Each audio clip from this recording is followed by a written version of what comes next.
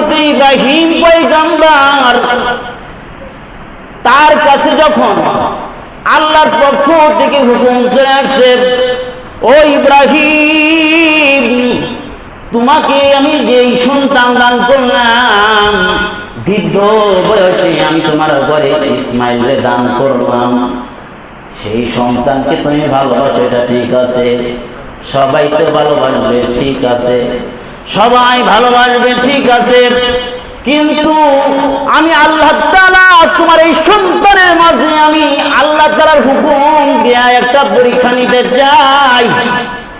কি পরীক্ষা? আল্লাহ তাআলা হুকুম দিয়া দিলেন, তোমার কলিজার টুকরা সন্তান, আদরের সন্তান আর মোহাম্মদের স্ত্রীকে নিয়ে তুমি একদম জনমানবশূন্য এলাকায় তুমি রেখে আসবে। আমার ভাইয়েরা বোনেরা, যায় জিবরাইল উপস্থিত। জিবরাইল বলে, ওঠেন পয়গম্বর। বলতে দেরি আর কোন কথা নাই, বিবিকে বলেন নাই, সন্তানকে আর কি বলবেন, সন্তানের জন্তু পুরুষ বাচ্চা ইসমাইল তো কলিজার টুকরা সন্তান, মাত্র দুধ পান করে, একদম শিশু সন্তান। বলেন, সন্তান যত দুর্বল থাকে, ছোট থাকে, ভালোবাসা তত বেশি থাকে, গভীর থাকে। কারণ অসহায় সন্তান, তার প্রতি বাবা মার দরদটা বেশি থাকে। ইব্রাহিম পয়গম্বরের কাছে যখন হুকুম চলে আসছে, কি হুকুম? হুকুম চলে আসলো, ও আমার খলিল, তুমি একটা কাজ করো, তাড়াতাড়ি তোমার বিবিরে নিয়ে, সন্তানরে নিয়ে, যেখানে কোনো মানুষ নাই, পানি নাই, খাবার নাই, এমন একটা মানুষশূন্য এলাকায় তুমি তোমার সন্তান এবং বিবিকে রেখে আসো। আমি আমাদের ক্ষেত্রে বলি, আল্লাহর হুকুম আসলে, কোন একটা হুকুম আসলে, সন্তান আর আল্লাহর হুকুমের মাঝখানে যদি বাধা হয়ে দাঁড়ায়, আমরা কোনটা মানে? আল্লাহর হুকুমে মানতে চাই না, সন্তানটা বিবির আবদার আর আল্লাহর হুকুমের সামনে যদি বাধা হয়ে দাঁড়ায়, তাহলে বিবিটা মানে দুনিয়ার স্বার্থ আর আল্লাহর হুকুমের সামনে বাধা হয়ে দাঁড়াইলে দুনিয়ার স্বার্থটাকে আমরা সামনে দেখি, নেতার হুকুম আর আল্লাহর হুকুমের সামনে যদি বাধা হয়ে দাঁড়ায়, তাহলে নেতাটাকে আমরা প্রাধান্য দিই, আল্লাহটাকে আমরা দেখতে চাই না, এটা প্রাধান্য দিতে চাই না। এটা কারণ দুনিয়ার মহব্বত ঢুকে গেছে। আর পয়গম্বররা কেমন ছিলেন? ছোট বাচ্চারে কোলে উঠাইয়া বিবিরে উঠাইছে, উটের পিঠে উঠাইছে,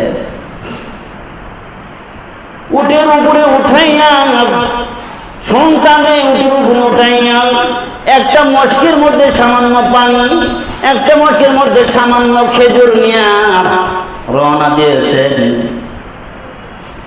যেতে যেতে সিরিয়া থেকে রওনা করেছেন। সিরিয়া থেকে মক্কা, তোর মুকাররমা কত দূর? সিরিয়া থেকে ওই যে মক্কাতুল মুকাররমা রওনা করেছে।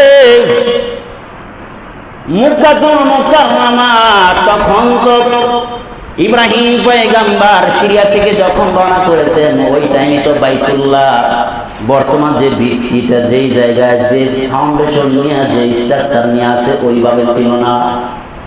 তখন তো বাইতুল্লাহ মাটির নিচে পড়ে গেছে, তখন তো ওই বডি স্ট্রাকচার ওইভাবে ছিল না। আমার ভাইরা পরবর্তীতে সংস্কার করছেন, ওয়াল বাঁধছেন। ইব্রাহিম পয়গম্বর সিরিয়া থেকে রওনা করে বাইতুল্লাহর, বর্তমান যে বাইতুল্লাহ অবস্থিত, এই বাইতুল্লাহর ভিত্তি ছিল, স্থান ছিল, বাইতুল্লাহর ফাউন্ডেশন ছিল। এই জায়গার কাছাকাছি যখন পৌঁছে গেছেন, ফারান নামক মরুভূমি, সেই জায়গায় কোনো মানুষ নাই, ময়দানে গাছ নাই, শুধুমাত্র পাথর আর শুধুমাত্র কি বালু। বলেন দেখি, আমরা যারা চলেছি বালিকারাশি ময়দানে, এই যে প্রচন্ড গরম রোদ, এই প্রচন্ড রোদের সময় বলেন দেখি মরুধুধু বালি চর, ওই জায়গায় খালি পায়ে হাঁটা যাবে না? না, প্রচন্ড গরম। দূর থেকে দেখা যাবে মনে হয় পানির মতো দেখা যায়, আর আসলে ওখানে পানি নাই। আমার ভাইরা, ইব্রাহিম খলিল যখন একদম ওই মরু পাহাড়, যখন ওই ময়দান পাড়ি দিয়ে একদম বাইতুল্লাহর কাছে চলে আসছেন, ওই সময় তো ওই বাইতুল্লাহর চতুর্পাশে ময়দান আর ময়দান, কোনো মানুষ নাই, একজন মানুষও সেখানে বসবাস করতো না, কোনো পশু পাখি নাই, যত পানি নাই। পানি না থাকলে সেখানে কোনো পশু পাখিও থাকে না। যেখানে পানি নাই ওইখানে মানুষ থাকতে পারে না। পানি ছাড়া মানুষ থাকা যাবে, পশু পাখিও থাকতে পারে না। আরবের লোকরা যেখানে পানি পাইত সেখানে ঘর বানায় থাকতো। ওই জায়গায় নামাইয়া, উটনি থেকে নামাইয়া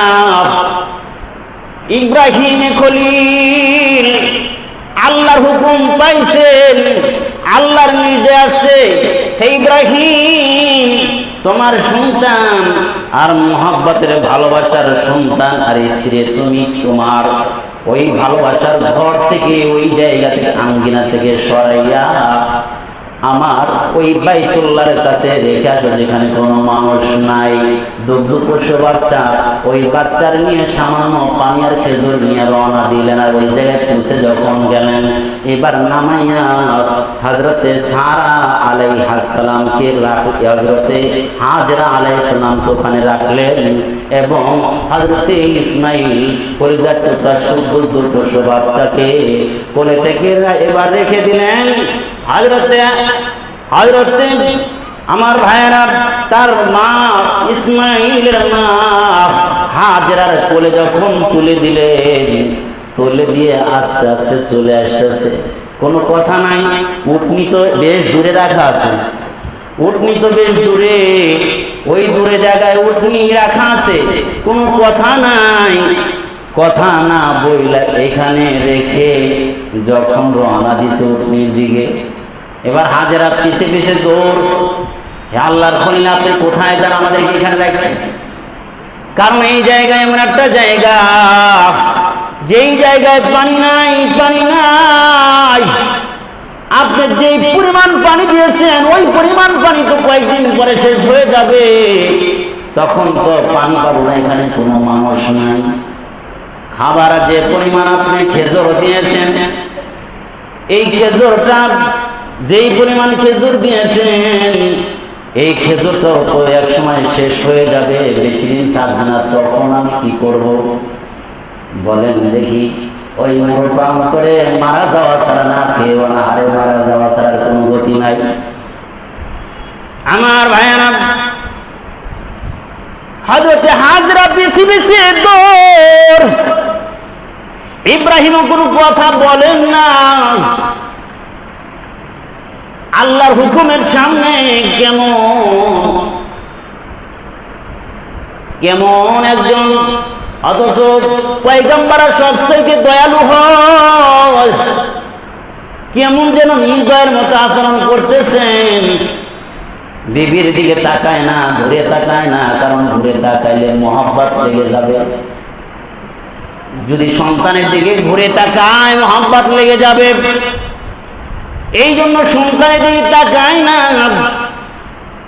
আল্লাহর হুকুম যা হয়েছে তাই করব, আল্লাহর সন্তুষ্টি আমার আগে। সন্তানের দিকে তাকায় না, বিবির দিকে না তাকাইয়া রেখে চাও দিকে ধীরে ধীরে যাচ্ছে। এবার ডেকে ডেকে বলে, হে আল্লাহর পয়গম্বর, আমি জানি তো আল্লাহর পয়গম্বর এমন নির্দয় হতে পারে না।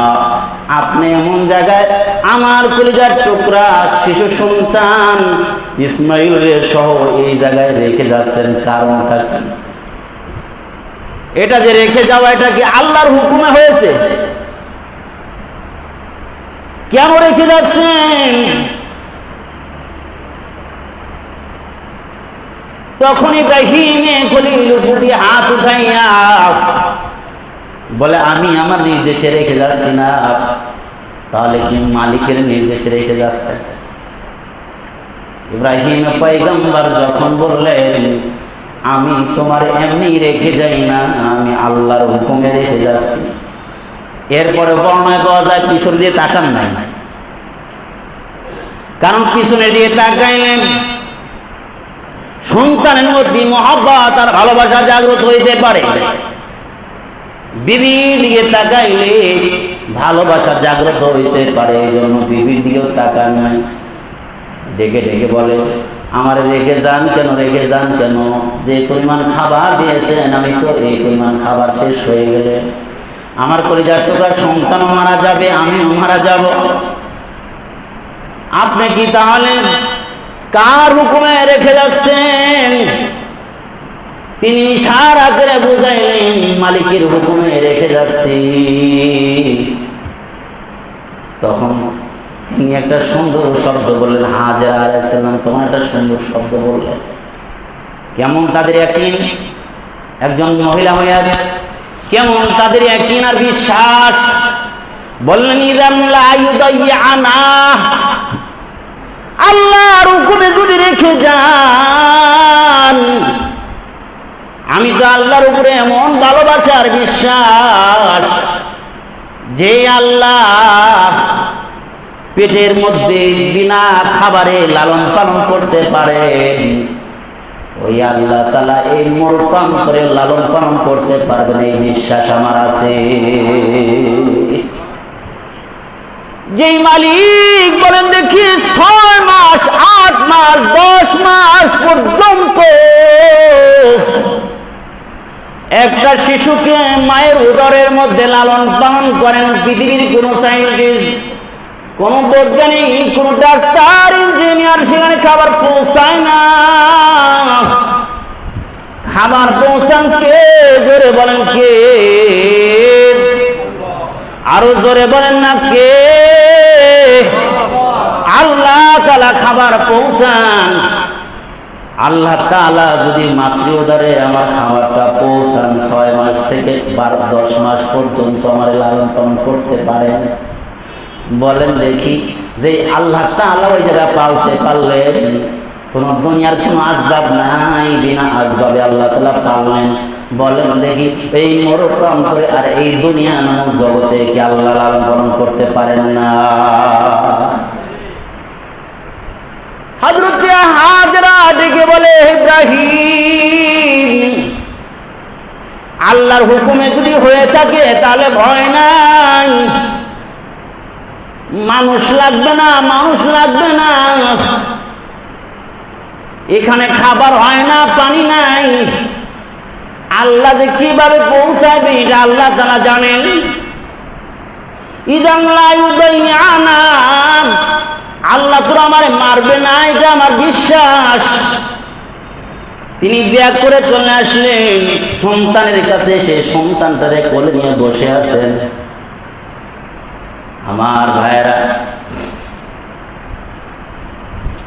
এমন এই সময় ইব্রাহিম পয়গম্বর, ইব্রাহিম খলিল, তিনি অনেক দূর চলে গেছেন। এবার তার বিশ্বাস আর হাজেরা মনে হয় আমার পিছে পিছে আসে না, হাজেরা কেউ দেখা যায় না, না দেখা গেলে তার মহব্বত ভালোবাসা উঠবে না। এই জন্য তিনি কি করলেন, এবার বাইতুল্লাহর দিকে মুখটা ফিরাইলেন, পশ্চিম দিকে মুখটা ফিরাইলেন। বাইতুল্লাহর দিকে মুখটা ফিরাইয়া একটা দোয়া করলেন, আল্লাহ আমার কলিজার টুকরা সন্তান ইসমাইলকে তো আমি এমন জায়গায় রাখলাম, ছোট্ট বাচ্চা, রাখতে মনে চায় না, ভালোবাসা মানবিকভাবে অনেক কষ্ট পাই, কিন্তু আপনার হুকুমে আমি রাখতে বাধ্য হইলাম, রেখে আসলাম, আমার স্ত্রীকে রেখে আসলাম। ওই জায়গাতে একজন মানুষ নাই, বছরের পর বছর চলে যাবে, একজন মানুষ খুঁজে পাওয়া যাবে না, এক ফোঁটা পানি পাওয়া যাবে না। আল্লাহ আপনার কাছে দোয়া করব, আপনি ব্যবস্থা করেন। আমার কাছে থাকলে তো আমি ব্যবস্থা করতাম, মাধ্যম হইতাম আমি, এখন মাধ্যম টাধ্যম নাই, সরাসরি আপনার জিম্মা দিয়ে আসলাম। মাধ্যম যেহেতু আমি নাই, আমি স্বামী হিসাবে দায়িত্ব ছিলাম, আমি বাবা হিসাবে দায়িত্ব ছিল, কিন্তু এখন আমি বাবা হিসাবে দায়িত্ব নাই, স্বামী হিসাবে দায়িত্ব নাই, আমি তো রেখে আসলাম, সম্পূর্ণ আপনার কাছে সুপর্দ করলাম। তখন হযরত ইব্রাহিম একটা দোয়া পড়লেন, সূরা ইব্রাহিমের মধ্যে আসছে 37 নম্বর আয়াতের মধ্যে, সূরা ইব্রাহিমের 37 নম্বর আয়াতের মধ্যে আল্লাহ তাআলা জানায় দেন, রব্বানা ইন্নী আসকানতু মিন যুররিয়্যাতি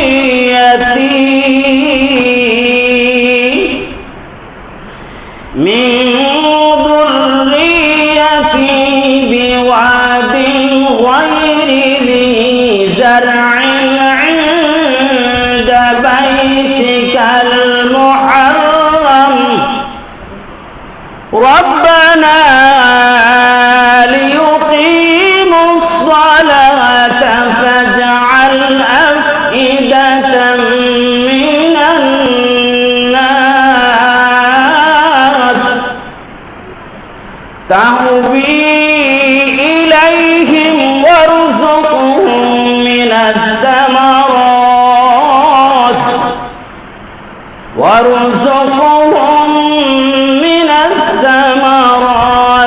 লাআল্লাহুম ইয়াশকুরুন।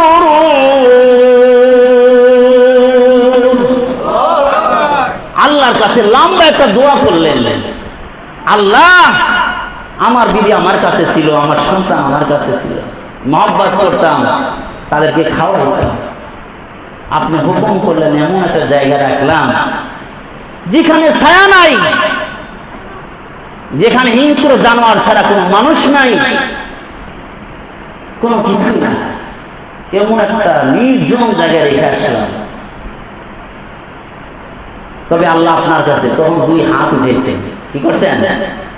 2 হাত উঠেছে। মাঝে মাঝে এভাবে দোয়া করা ভালো সুন্নাত, আর মাঝে 2 হাতে উপরে উঠানো, এটা মাঝে মাঝে উঠানো।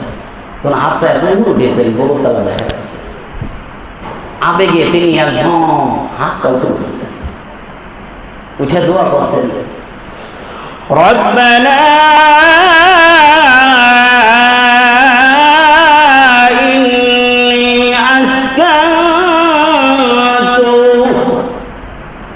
রব্বানা, হে রব আল্লাহ, এই কথা বলেন, এই দুয়ার মধ্যে এই কথা বলেন।